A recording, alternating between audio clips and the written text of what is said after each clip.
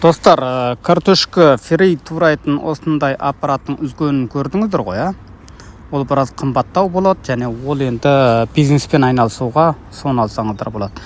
Ал мынау кәдімгі кафе, ресторандарда, болмаса үйде қолдануға осындай мини түрі шығып жатыр. Алам десеңіздер, пікір аймағына жазыңыздар. Міне достар, мынаның енді түрлі-түрлісі бар. Тот басатыны бар, және тот баспайтыны бар. Арзаны бар, қымбаты бар. Алам десеңіздер, осыны нақты зерттеп көріңіздер. Сосын барып алуға шешім қабылдаңыздар.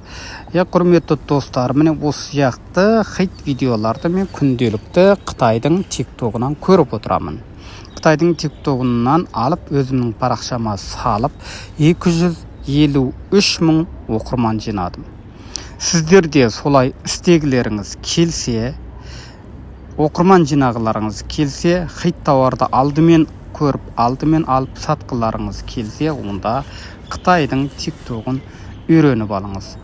Ол үшін үйренгіңіз келсе, онда пікір аймағына тикток деп жазсаңыз болды.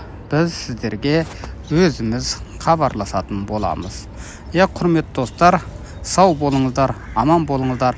Осындай қызықты видеоларды күнделікті көріп отырғыңыз келсе, онда менің парақшамды жоғалта алмай, тезірек тіркеліп алыңыз.